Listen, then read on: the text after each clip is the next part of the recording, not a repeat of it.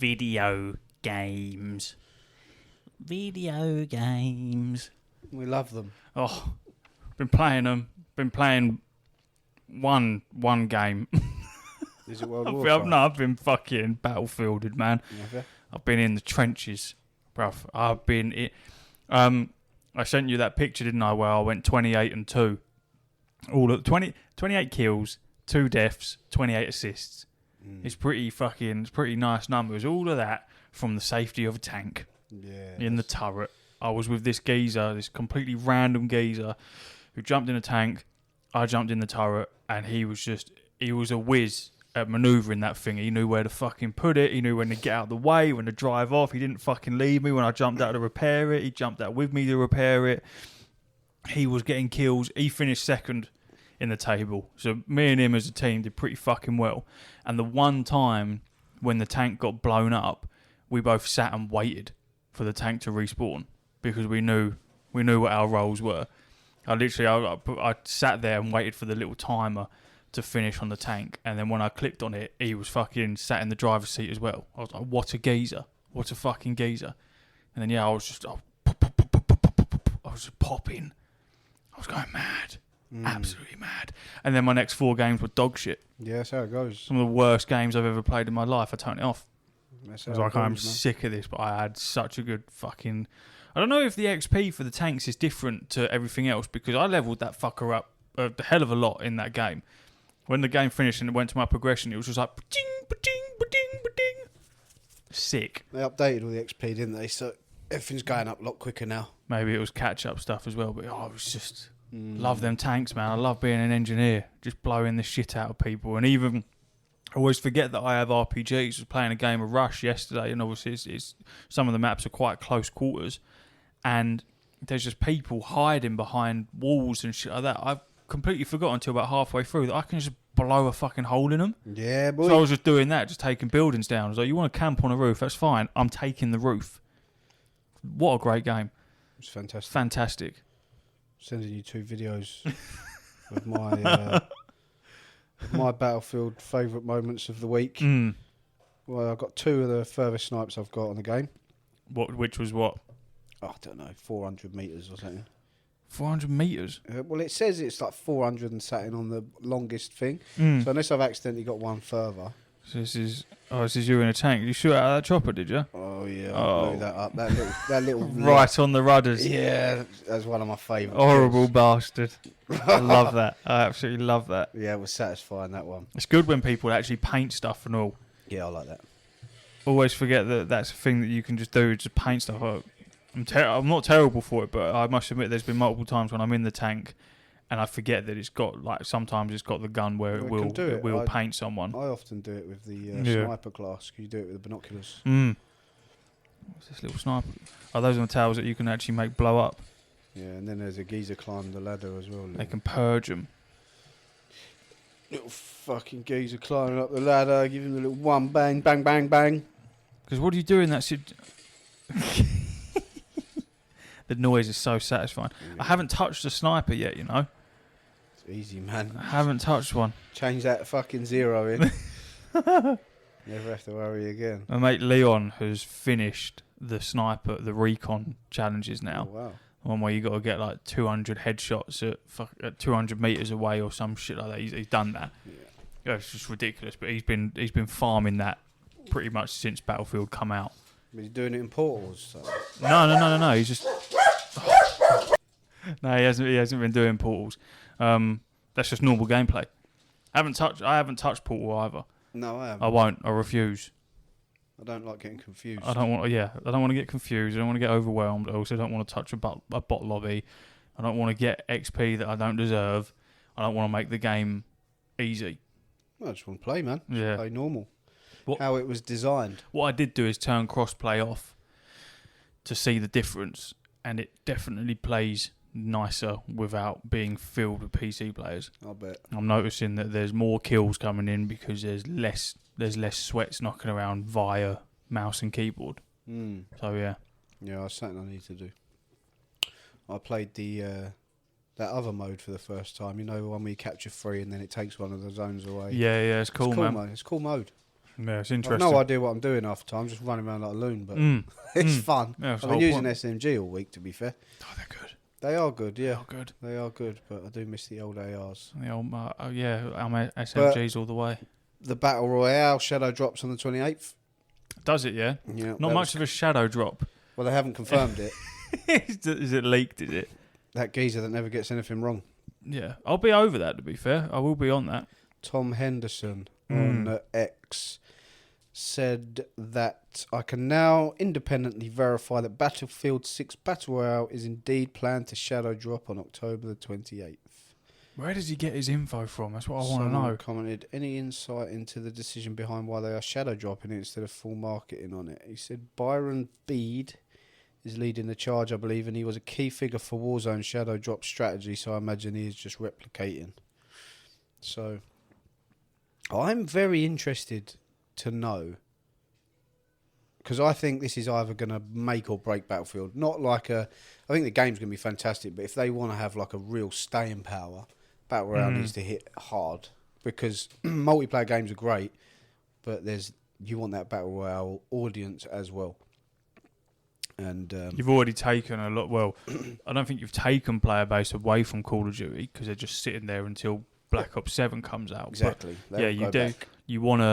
You wanna take from the Battle Royale player base. As much as I don't particularly agree with Battlefield having a Battle Royale, fuck it, they're already doing it, so crack on.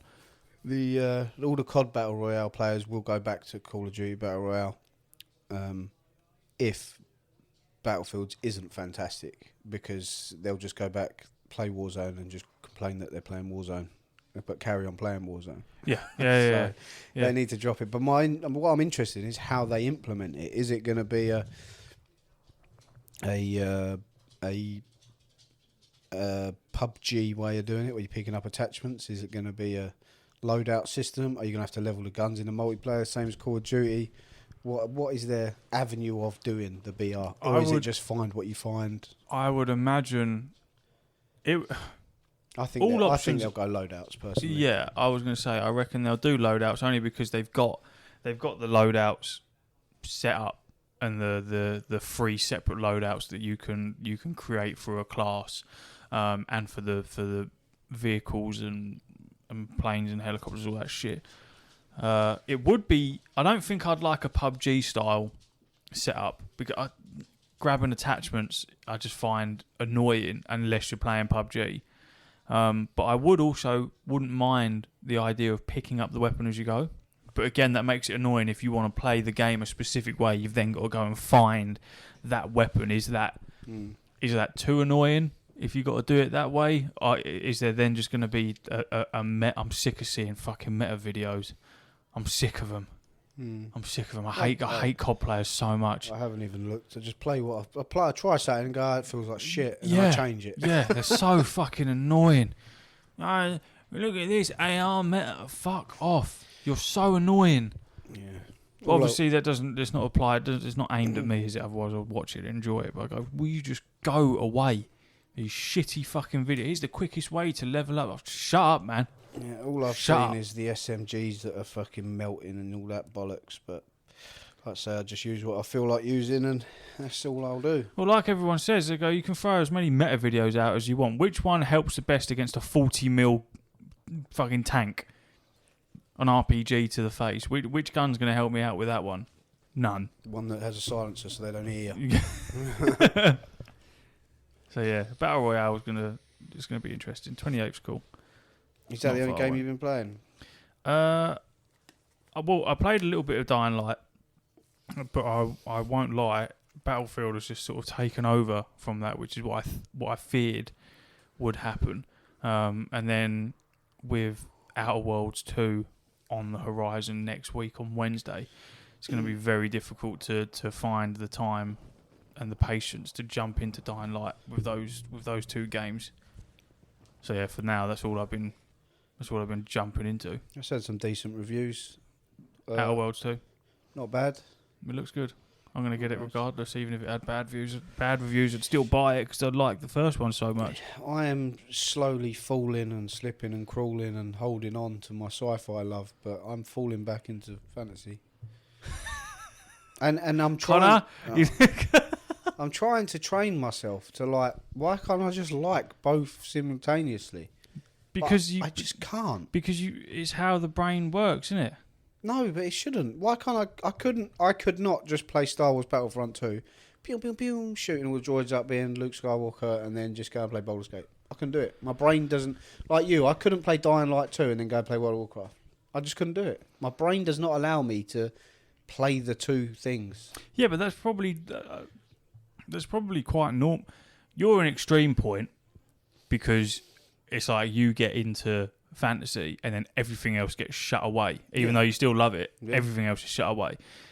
Whereas I don't think that it's out of the realms of normality if you're playing Dying Light, smashing the shit out of zombies, and then jumping into something like Battlefield, or but that's normal. Maybe because that's just warfare. They're the same thing, aren't they? Jumping into something like World of Warcraft or Baldur's Gate, then I don't think it's too crazy to not want to do that because your mind's involved with something else. But you're a more extreme version of it because everything else just gets thrown to the fucking walls. I'm scared because I've spent a lot of money on Warhammer. I've painted one of them. Yeah, but you're ADHD to fuck. Yeah, I know. So, well, I don't know, but I assume that is the case. But now I'm going to be like, well, it's definitely the case. Well, the Warhammer 40k and all the paint, they're just going to stay in the spare room. Of course they will. Pointless. Of course they will. So what a waste of fucking money until I get back on my sci-fi kick. Yeah, don't worry. Roman done the exact same shit. And then Roman spent loads of money on Warhammer, then got crazy addicted to painting Warhammers and painted fucking loads of them, but also did a crazy thing of popping every single bit out rather than putting it together by instructions. And then sold all of it. Oh. Dropped it all and sold all of it. But now is going to end up going around Connors for Warhammer, apparently, unless he's winding me up, which he probably is. It's how the ADHD brains work. Your Warhammer will sit there for fucking ages until you jump into space again. Yeah, I know. I haven't left space yet. I'm just teetering. Yeah, but you are. This is a seasonal thing. You're just like the leaves on the trees. They're all going yellow and falling off. I just miss like elves and that. Yeah. I just miss swords and that. Yeah. And capes. Yeah. I'm exactly the same. I'm dipping my toes. Been a couple of days now where I've jumped into Legion Remix, and I made a warlock because obviously I'm playing one at the moment in Baldur's Gate. Sorry, not Baldur's Gate. In actual D&D, I'm playing Baldur's Gate with Steph. That's fucking going fantastic. Mega fun.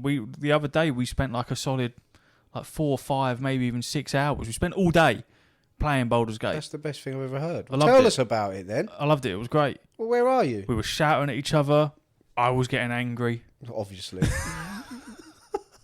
We were dying a lot. Kept dying. I went, hey, why are we so shit? I said, what are we doing wrong? I think it's just the strategy of it. It's just a hard game, isn't it? It's not. No, it is. It's not, bruv. It's not. It is. There's moments where it's a bit tricky, but most of it's quite simple. Where are we? Well, Housing's dead. Who? Housing. The druid geezer. Oh yeah. He did. Yeah. Where did he die? Where he was held. Yeah, same. In the cell. Yeah, first playthrough. Did you throw a rock at him as well? I don't know. I just killed him. Yeah. Well, Steph had the option in the dialogue to because we had a right touch because where he's held in the goblin cage in the area in that cave, whatever. Obviously, there's goblins fucking everywhere. But at the beginning of that, I don't remember them fucking. But at the beginning of that, we got all the goblins on our side. So we were able to just walk around freely. We're like, yeah, this is sick. And then walking around looking at all these goblins going, fuck, having to fight all of these. Like, that's so annoying. And then we basically split off and we're looking at all sorts of different things. And then housing, obviously, that's why we was in there. But we also got a quest to find the night song. So we found there was this geezer called Liam that was being tortured. Steph was busy talking to Housing while these goblins were throwing rocks at him, and this Liam geezer was being tortured. So the goblins turned around to me and they were like, either get involved or fuck off. So all right, I'm getting involved. So I stabbed him in the bollocks and then I took his toenails And then he started talking and giving me all the information I want. Then the goblins fucked off. I persuaded them to leave us alone. And then I actually rescued Liam after torturing him. And the geezer was like, but you tried to kill me. And I was like, it's for your own good. I've done you a favour here. Saved him. Fucking sent him on his way. But before he went, he was like, oh, we was here for the night song. It's in a secret passage under wherever we are. So I was like, right, well, I've got to try and find that then.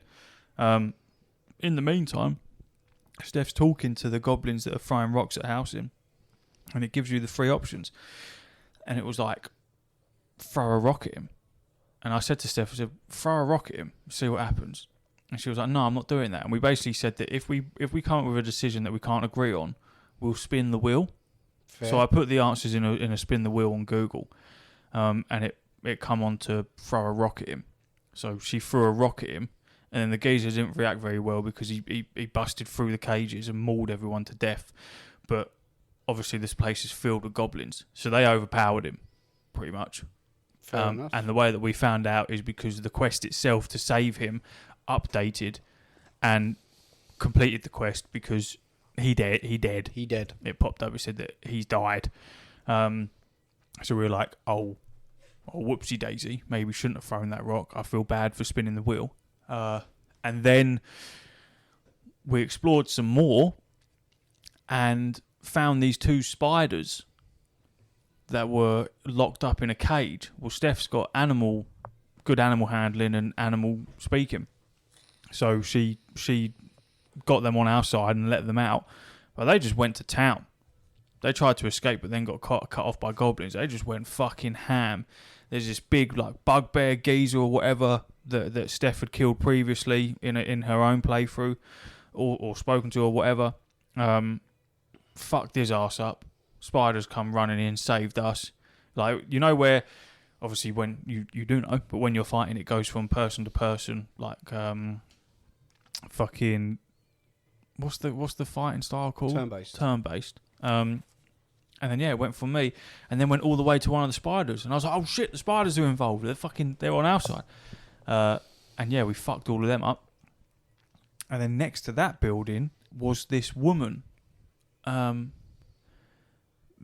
Menthil, someone like that, who Steph has interacted with before. And she was like, oh shit, she's over there, like, let's go and speak to her. There was a couple of goblins around her. We thought she was being held captive. No.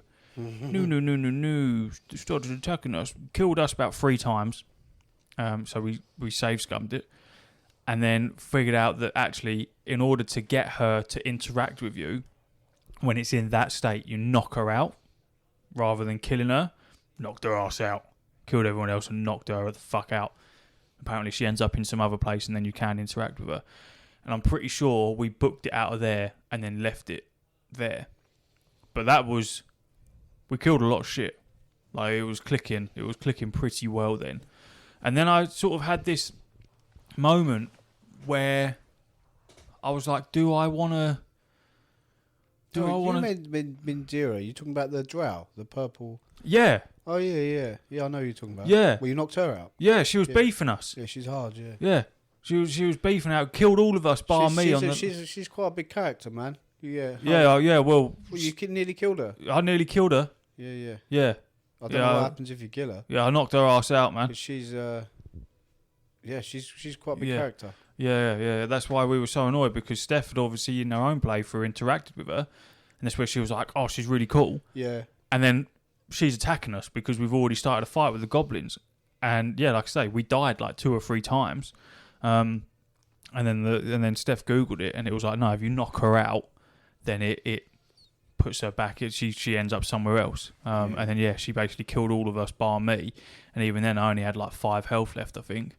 And yeah, I just popped her ass with an arrow, and it knocked Minthara. Mm-hmm. Steph just texted me Minthara. Yeah. That's the one. Yeah, she's cool, man. Like, Lorraine didn't get on well with her. Solax gets on a lot better with her because they're drows. Yeah, it was a bit nutty, but we knocked her out and then booked it out of there. But I'm in a bit of a conundrum because of actual D&D, where I'm sitting there thinking, do I want to swap to a warlock? Well, you can. Because I like warlocks, but obviously I haven't got any warlock stuff. It's easy remedied though, isn't it? I think they'll probably give you base warlock stuff. I don't know. I need to Google it because obviously from withers you can change it, can't you? Withers. And I'm just trying to work out whether I want to change over to being a warlock as opposed to doing, because I'm a fighter now but specialised into whatever the fucking specialisation is, archery, whatever it is, and it's cool, but at the same time playing a warlock is very cool as well. I think the biggest tip I can give you in any game like that, if you're going to continue with it, change, because you want to enjoy your character. I loved Rain. Rain's like my favourite character I've probably ever made in any game ever. But the problem is with him, he was shit. He was by far the worst character in the party. Yeah. Whenever it come to his turn, I was like, I may as well skip. Because he was just useless. He used the bow all the time. He done about 4 damage to end game. He was rubbish, mate. Like my best damage dealer was by far Laziel. Laziel. Yeah, she was by far the most powerful character. She used to be able to hit like fucking 6 times in a row and just keep wailing on people. Like if she died, I may as well just restart. Yeah, because she's a fighter as well, Yeah, which so is what I am, but very we're powerful. running different specs. But I think, yeah, just you should always enjoy the character that you're playing. Otherwise, it kind of takes away a little bit. You want your character to be good, not like a fucking bag of old shit. My character is a bag of old shit. I mean, I enjoy my character, but I just feel like I want more flavour to it that I'm not getting from shooting arrows. Even though the arrows do cool things, I'm just not, because at the moment, yeah, I don't know, man. Like I'm using like an explosive shot if there's things grouped up, which does decent. But then outside of that, it's just like a poison arrow, and that's it. I'm like, yeah, it's not really my, it ain't really my vibe. So I might switch, because warlock does seem fun. I'm never going to be a bard or any of that shit. I'm never going to be a sorcerer. I'm just not. Or maybe I might be a sorcerer. That's what I play. That's what Solax is. But a warlock just seems fucking fun as shit, man. And then having a little familiar that runs around with you as well. And then just the cantrips and all of that Eldritch Blast. Just seems cool. But Connor was telling me that warlocks by default are quite squishy. Because I've always known warlocks from a WoW point of view. And in a WoW point of view, they're very, very fucking durable. They've got like insanely high health and armor for a cloth wearer. But Con was telling me that in the D&D world, they're like almost the polar opposite, where they're still very powerful, but they're not. They're like glass cannons. Yeah, I think anything that deals stuff, damage that's not just solely with weapons is going to be squishy, isn't it? That's just the nature of the beast. That's why wizards, sorcerers, archers, they're all squishy, because they're using things from afar. Yeah, and they're powerful in what they do, so they can't be powerful and strong. You know what I mean? Yeah, that's true. Magic users tend to be powerful, but squishy. When you class change, do you get to change your attributes and shit as well, or is it literally just the? I imagine you respec all your stuff. Yeah, I mean, I've never done it, but I assume that is the case. Yeah, because I suppose you'd be fucked, wouldn't you, if you spec'd all your stuff into Constitution and Charisma or whatever stat, Dexterity, and then you swap to a Sorcerer and you can't change your stats. And you go, great, I'm a Sorcerer with fucking 7 Intelligence, but 69 Constitution. Like, what the fuck? Yeah, I'm not too sure. I assume. I mean, fuck me, my Warlock in actual D&D has a -2 to Strength. If I have to use anything that involves strength, I'm fucked. I've got like 7 of it with a -2. Decent. So yeah, it's going well though. I'm enjoying it. It fills me with warmth now. It's good fun. Playing my favourite game of all time. It's very good fun.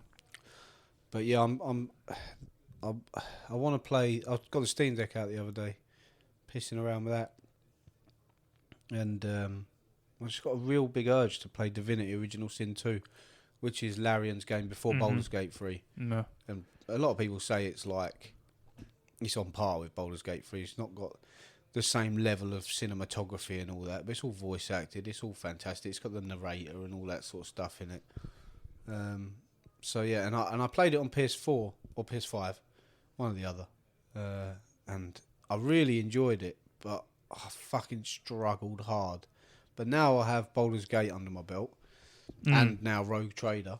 Yeah. I feel like I'm becoming a bit of an adept. Yeah, a these connoisseur. Of these sort of turn-based games. So I feel like I should give it another go. And Divinity is like is Larion's. It's his own IP, so it's something they care deeply for. They invented Divinity 1, Divinity 2, and I assume their next big project will be Divinity 3. I assume. So yeah, I was wanting to play that, and I thought, should I play it? Maybe I should play it on the Steam Deck. And I thought, well, if I buy it on Steam, then I've got the option of playing it on the PC and Steam Deck simultaneously. Yeah.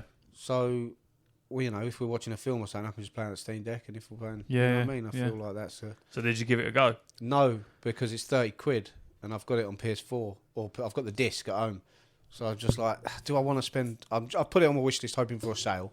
If it goes down, I'll buy it. But yeah, I don't really want to pay £30 for a game I've already got. I'm pretty sure it was on the sale when me and Connor did an episode and we was looking through the Steam sale. Probably. I feel like I see it pop up on there. Oh, Fellowship is also on Steam. I completely forgot about that. I have no idea what that is. Fellowship is pause the fucking trailer so I don't scream our ears out. Fellowship is basically World of Warcraft, but they've taken out the world bit. So it's basically a Mythic Plus dungeon game. So you're just doing dungeons. Right. Same sort of formula as World of Warcraft, but Fellowship is a multiplayer online dungeon adventure set in an exciting fantasy setting with endlessly scaling dungeon runs. But basically they've just copied a lot of shit from WoW, and it is quite popular. Because that's more or less what you do at Endgame is Mythic Plus. But even like a lot of the characters, like the Rogue, looks very similar to how a Rogue plays in World of Warcraft, even down to the animations and shit like that. But that's meant to be quite good, and that's 20 Great British pounds. But we weren't looking at that. What was we looking at? Divinity Original Sin 2, I assume. Yeah, no, it's still fucking £30. Yeah. It's still £30, or you could get the Source Saga for £41. What the fuck is that? All of them. Includes the Divinity Original Sin Enhanced Edition and then Divinity Original Sin 2 for 41 Great British pounds. Surely it's on CD keys. I don't know, mate. I'm new to all this PC gaming, aren't I? It must be on CD keys. Let me look. Formerly known CD keys. What was it now known as? Loaded. Divinity. Does it have to be number 2? So you can get it on CD keys for £14, if that helps. But then, do I have access to Steam? You can get it. Oh no, never mind. That's on GOG. Yeah, no GOG for me. No GOG.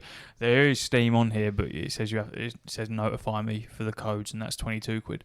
So I'd imagine they don't have any fucking Divinity Sin codes for Steam, which is fair enough. But that's always obviously you're in the world of PCs now, so CD keys and shit like that is something. Or you can spend £100 on Game Pass and have that. Woo. No thanks. Maybe I'll just play on PS5. It seems a lot simpler. Yeah, probably. But probably I really want to play on Steam Deck. I just want to have it just be like... But I don't know if it's good on the Steam Deck, do you know what I mean? Maybe. I need to ponder more. I've got Football Manager, for fuck's sake. Yeah, I was going to say. Yeah, I don't know. Because I would say... I'm not trying to, blow smoke up my own arsehole here, but Football Manager seems to be one of... listeners' favourite subjects. Whenever anyone mentions the podcast, everyone loves it. It is. So I think I'm going to start saying maybe we should just hide it behind the paywall. See how much you fucking love it now, dickheads. No. Okay. No, fair enough. I was only joking. Do you know how much of a dick move that is? That's so corporate. You go, we've identified the most liked subject matter and we're now going to make you pay for it. Yeah. That's awful. It's your USP, isn't it? Your unique selling point. Football Manager. I get that shit paid for. Imagine being known as a pod for that. Yeah, they got really famous for their fucking Football Manager content, and then stuck it behind a paywall, and then increased the Patreon by 50%. Yeah, it's now 15 quid. Yeah, fucking. No, I would never do that. Just before we go into that, yes, Divinity Original Sin 2 is considered excellent on the Steam Deck, running smoothly at 60 frames per second 60. on high/ultra settings with the perfect controls right out of the box. It offers a very similar experience to Baldur's Gate 3, but with better performance on the deck, making it a great alternative for those who find Baldur's Gate 3 too demanding. This game is officially verified for the Steam Deck. So there you go. It's high performance, expect to run the game at a high frame rate, with many users reporting a consistent 60 frames per second on ultra settings. Excellent optimization. The game is very well optimized, making it run smoothly even on the highest graphical settings. So did you say you can play Div Original Sin 2 on Steam Deck at 60? Yeah, on ultra settings. It's bullshit, because I just why are you laughing? I'm reading it out, saying that many users reporting a consistent 60 frames per second on ultra settings. No, I'm not saying it's bullshit. I'm saying it is bullshit because... Go on. On the PS5, you can only get 30. Because I remember... Because you're in a world of PC world. You're in PC world now. Yeah, but the Steam Deck shouldn't have it at 60 and the PS5 at fucking 30. Yeah, but the Steam Deck's a PC. Don't think of the Steam Deck as a console. It's I'm going to have to buy it on the Steam Deck then. Because I remember playing it on PS5 and thinking, this is great, but I wish it weren't jittery. Do you know what I mean? I can't go back to that jittery shit. It says the main drawback is that playing with high settings can significantly drain the battery, but it says the controls work perfectly on the Steam Deck without any need for user adjustments. The game looks beautiful on Steam Deck, with the OLED version showing off its HDR capabilities. The enhanced edition is fully supported, including HDR and OLED models. Turn-based combat, there isn't many more of this. Turn-based combat system is well suited for handheld play. To conserve battery, you can lock the frame rate to 45 or 30 frames per second while still enjoying ultra settings. While the graphics are not as advanced as Baldur's Gate 3, the performance is significantly better on the deck, making it a more enjoyable handheld experience for many. Did you ever play Baldur's Gate 3 on the Steam Deck? No. It looks awful. No, but I will. There's a lot of tweaking that needs to be done. Steph did, and it don't look fantastic, and it runs like shit. I don't know if I'll play it on the deck, but I'll definitely buy it on Steam because I want to play them mods, man. There's some big mods that come out soon, and you know, there's one that's, I think it's called Return to Menza Baranzan, which is all about the Underdark for the Drow. I follow their Discord, like their updates on it. And like I say, all that sort of stuff will be available on the PC, which I'm now familiar with. I'm sure a YouTube video will get me where I need to be in regards to... Baldur's Gate's 50 quid on Steam. Well, yeah, I'm going to play Div anyway first. But then I'm still trying to claw myself into the sci-fi stuff. I'm not pulling myself out yet. Why the fuck is Channel Divinity 2, Channel Original Sin 2 on PS5 30 frames in? Oh, fuck knows. I just Googled it then because I thought it would... I thought if it can run that on Steam Deck, surely it can do 60 on PS5 now. But no, they must have different clients, or I don't know the ins and outs, but they must be different games entirely in code for it, because I don't understand why. Because PS5 surely is more powerful than the Steam Deck. Of course it is. Of course it is. It says Divinity Original Sin 2 runs at 30 frames per second cap on PS5 because the Definitive Edition is a PS4 game running through the PS5's backwards compatibility, and it was not optimized with a 60 frames per second mode for the newer consoles. While the PS5 is capable of a much higher frame rate, without a specific patch or native PS5 version from the developers, the game defaults to the performance it was designed for on the PS4. So that's why then, is because it doesn't have a PS5 patch port. Makes sense. So it could, but it doesn't. I don't understand how or why that works like that, but it does. And there you go. Shit, yeah. But apparently it's very, very good on Steam Deck. That's fine then. I'll just buy it on Steam, sucker it up, buttercup, and because I'm desperate to play it. I've just been thinking about it all week. And I don't know why. I must have seen a video or something that's gone, oh yeah, I need to play that. I just love Baldur's Gate so much. Anyway, Football manager, should we get into that juicy topic? I haven't got a lot to discuss. What can I say? I downloaded the game. The end. Well, this is the last text I received from you. And if my phone would unlock, please. And it says, I got a photo of it, didn't I? You did get a photo of it, yeah. Where are you? You sent me a photo. And you said, uh-oh.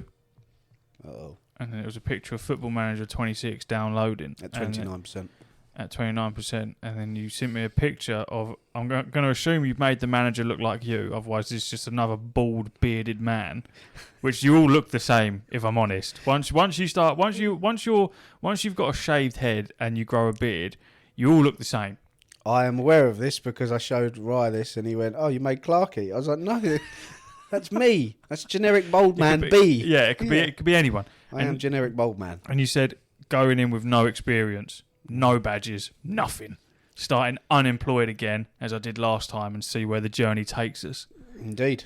And I didn't actually read any of the stats. Attacking.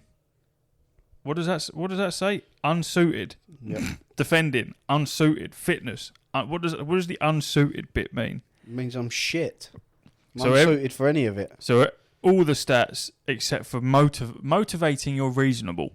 Right. So But every other stat, you're unsuited. I'll explain why. Because when you start the game on this iteration, they've changed it up a little bit. Because it used to be all out of numbers, these sort of things, but now they're doing it via words instead of it being ones and twos. It's now saying unsuited. But when you start the game, you create your manager, yada yada yada, and then you can pick past playing experience. They've enhanced that now. Normally, it's like professional footballer, Sunday League footballer, blah blah blah blah blah. Now you can be Premier League footballer, world superstar footballer, like background experience. Yeah. Obviously, you're going to command more respect when you do things like that. You can also do referee, linesman, media, pundit, all that sort of stuff. Well, that's your background. So you can have all that as your background, like stuff like that. So I was a pundit and now I'm trying it as a manager, stuff like that. But I just went nothing, zero experience. You got nothing. You've come from, you were a forklift driver in the Argos warehouse, and now you've decided I'm going to become a football manager. Exactly that. That works. You're that's what I'm going with. 24 stone. No, hepatitis B. You can see I've not got. And a gangrenous foot. That's true. And you've gone, right, football manager is my next pathway. Yeah. And then after that, you can do your coaching badges, which is a sore subject, of course. Yeah, of course it is. So I just clicked none. Because what you can say how many badges you've got. Yeah, you can put yourself at the top. Well, if you world superstar, you can have coaching badges. If your background is nothing to do with football, I'm going to assume that you don't have any coaching badges. Well, yeah, I know, but it's your game. You can do what you want, right? I've never touched football in my life, but I've got 7. Mm-hmm. Well, and a Michelin star. I mean, you're kind of cheating because you get more of a leg up if you're doing all that bollocks. So don't get me wrong, if you are a professional footballer, because there's fucking millions of professional footballers that play Football Manager. It's very popular across everybody. A lot of players play Football Manager when they're on plane journeys and stuff like that. They're always posting. So you're basically, this playthrough, you're playing as a fucking Soulsborne. That whole genre, what do they call it when you decide to make the shittest character ever? The preset one, like a milk toast. I've never heard that. Is milk toast one, and then there's another one where it's like scum. Something. It's basically whatever the pre-made character is, where they have the lowest stats possible, and then that's what you run with. Yeah, I'm just doing me, man. So if you want to call me scum and milk toast, then sure, I am being me. I mean, in that world you are, though, ain't you? If you was to go to an interview now, I'm Wigan. I need a new manager. Well, and first question would be like, why the fuck am I in Wigan? I don't want to manage your shit football club. This is rugby country, isn't it? Yeah, I know, but that's the problem. That's why we need a new manager. Yeah, I'm not interested. Well, yeah, but we haven't even given you the offers yet. Well, I don't want to. I don't want to hear them. So then why have you travelled all the way to Wigan? You wasted my time. Sounds more like I'm interviewing you at this point. I don't want to be here. I'm being held captive in an interview. There's a long line out the door of people wanting this job, and we've given you the opportunity. I don't want it. You haven't even heard the offers, though. I don't want to hear it. I'm not interested. But it's taken you hours to get here, no? No, I was just passing by. I was just stopping at Greg's. Right. See you later. No worries. Next. That'd be a cracking interview. That's where I get my keen motivation from. No. Become Wigan's rival. So keen. So yeah, fucking coaching badges I put 0, and then you can do your style, which is a new thing. So you can, if you you can be like, oh, I'm an attacking coach. So I want to play attacking football. I want to play entertaining football. I want to play fast-paced football. I want to play counter-attacking football. Can you pick multiples of that? You can pick 2 or 3, I believe. I pick develops young players because that way, especially if you're like where I am now in like the lowest league possible, because the way non-league football is, or the bottom tier of football, a lot of the players aren't on contracts. They are on contracts, but basically, if you're playing for the team that I'm currently managing, and fucking Chelsea come in for you, you can just leave. They haven't got to like cause any ruckus. You're not tied to anything really. So a lot of them are on like weird contracts. So in the lower leagues, trying to get youth players through and then developing your own talent because you've got no money to spend is the way to really build a club. That's the way I think anyway. That's why I picked develops young players. Inspires others. I picked that because I'm quite an inspiring person, you know. Just to put that out there. And keen motivator, abso-fucking-lutely, Bob. Yeah. So I went with that. Yeah. And then I clicked next. 3 very good traits. And my bold man started his journey into the world of football management. Nothing happened for a while. What do you mean nothing happened? Well, there was a couple of jobs come available, so I applied for them, and they just laughed me Oh, yeah, out because the you got to go through the whole interview process. Yeah, I had you? no fucking nothing. You have to answer questions and shit, right? Yeah, so I applied for a job. Oh, funnily enough, the first job I applied for was Real Oviedo, which is a Spanish club, which I actually own shares in real life. Oh, fair enough. So I thought that. Why? Oh, they were going bankrupt. And it was like a thing where they were like, oh, you can buy shares in our club, keeps afloat. So I bought like 50 quid's worth of shares or something.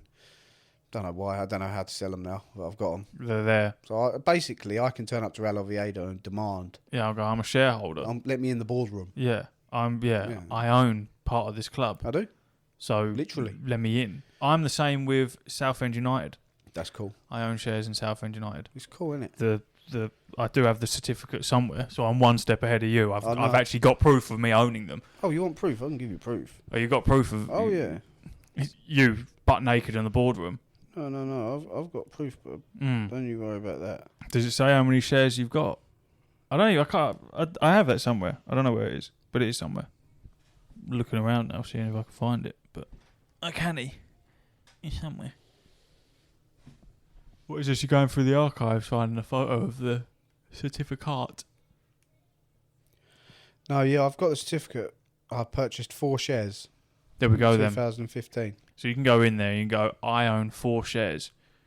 Let me the fuck in. I wonder if you'd get laughed out the door. I assume so. But no, I know people that have bought shares and they've gone over there and they treat you like king. Treat you like royalty. If you go over there and you've got shares in it, they give you like free ticket in, free match day experience, everything, because you saved their club. You know what I mean? That's our holiday book then, isn't it? Yeah, exactly. So you had interviews? Yeah, so no, I didn't get interviews for ages. They just laughed at me. Real Oviedo being one of them, and then some American team. I can't remember. That's sore when an American club's laughing at you. Yeah, basically I was aiming way too high. What, like Premier League division sort of high? No, more like Championship League One. But I'm like, I wasn't even getting them jobs. I love that it's like, no, I know the person behind the screen knows how to run this, but ignore the character in front of you. You need to look deeper into who's playing the character, because they can do it. I promise you. Yeah, I'm not sure I can. So I am now the proud manager of them. Alfreton. Yep. Let's Google them, shall we? Alfreton Town FC. That's the babies. And they are in the National League North and South. Correct. Fucking damn right. Look at that. They let's have a look. They lost their last two. When's the last? When have they won?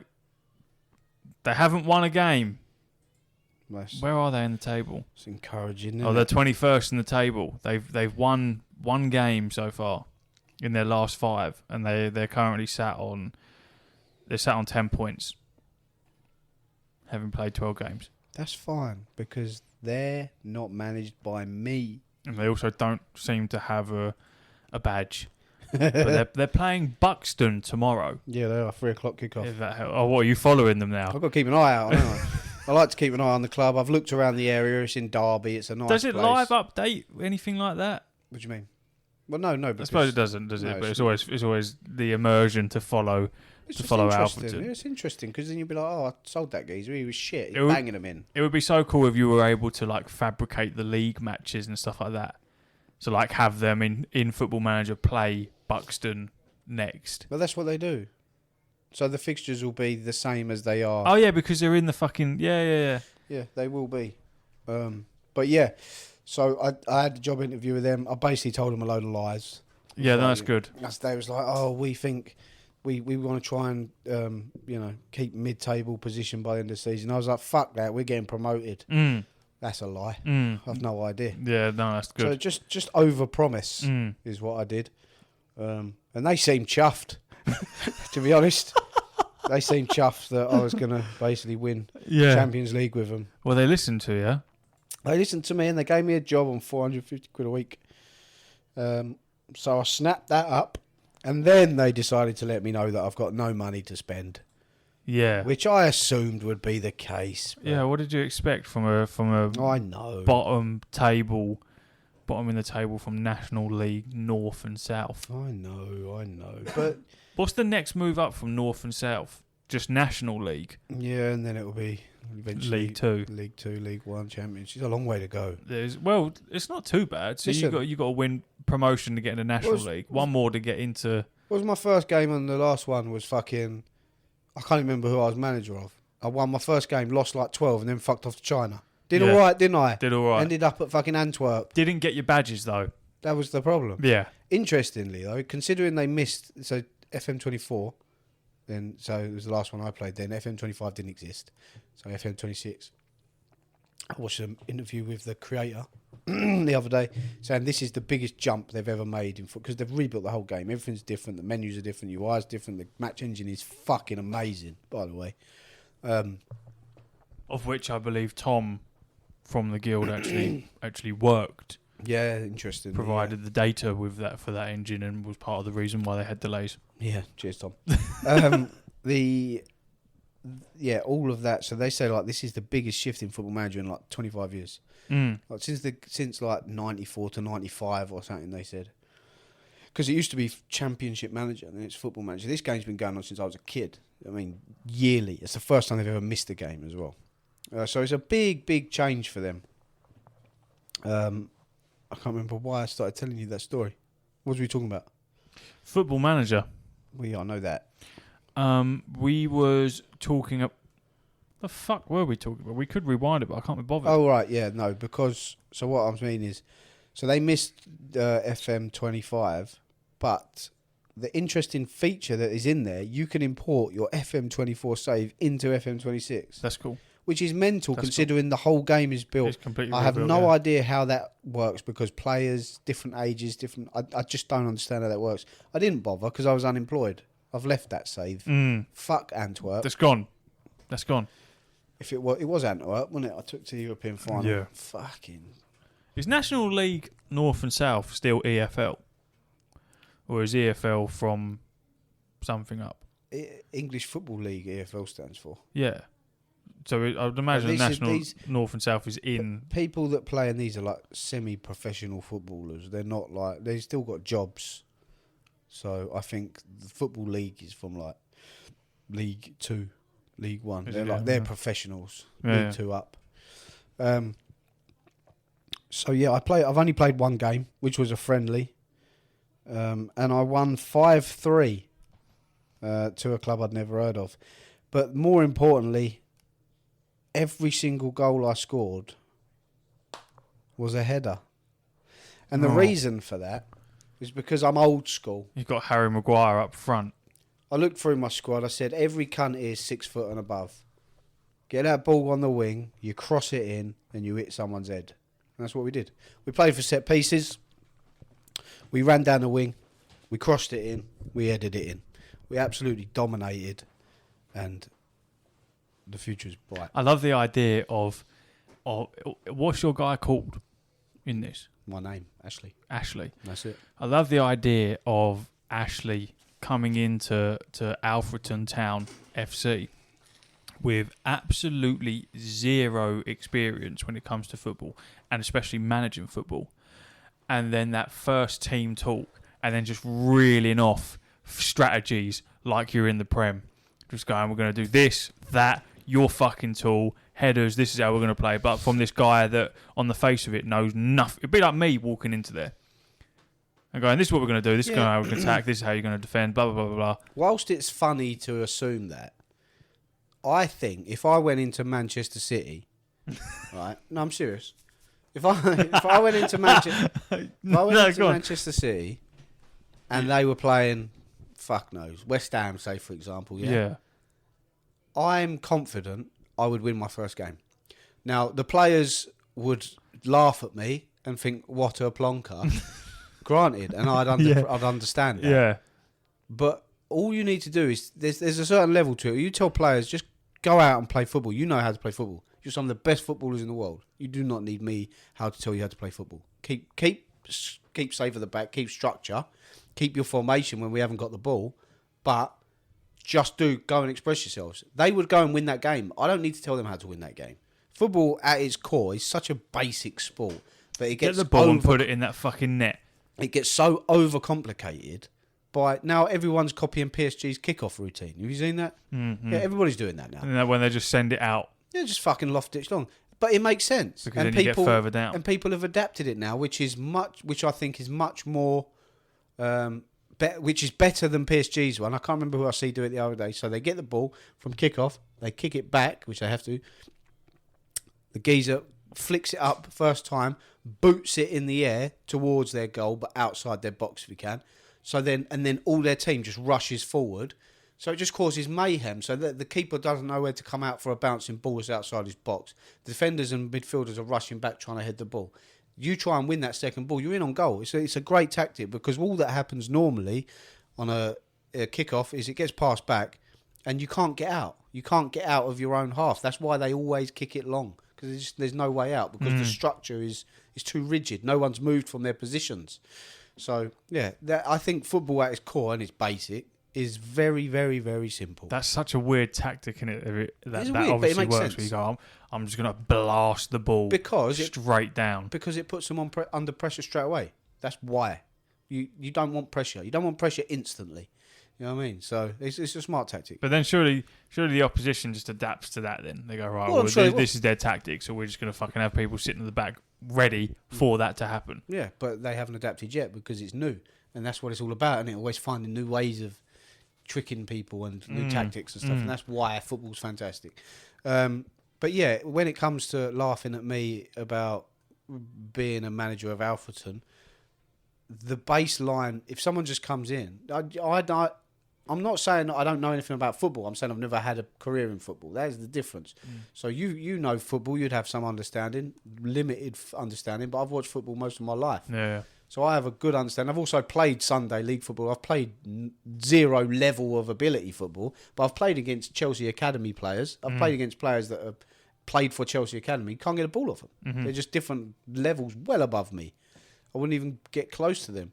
But I know the fundamentals of football. I know how to play football and I understand. The simplest tactics I can give them is run down the wing and hit it in the box to the big fellas. Big fellas make late runs into the box. All that sort of stuff is very simple, and to get out of the lower leagues, that's what you need to do. You need to keep it simple and not complicated. When you get up to the Premier League levels, then you can start going, right, I want to Geigen press, I want to play out from the back. We've all these fancy ways of playing because you've got the players to do it. Right now, kick it in the box and try and get it in the fucking goal, and that's how we'll get up. Mark my words. That's it. In the box. Mic drop, but I didn't drop the mic. In the box. in the goal. Mate, we're going up. Done. We are going up. This So is- we are going up. And then I'm going to assume that we're going to get an update next week about that. Absolutely, Bob. Fucking see you later, Uru. Oh, right.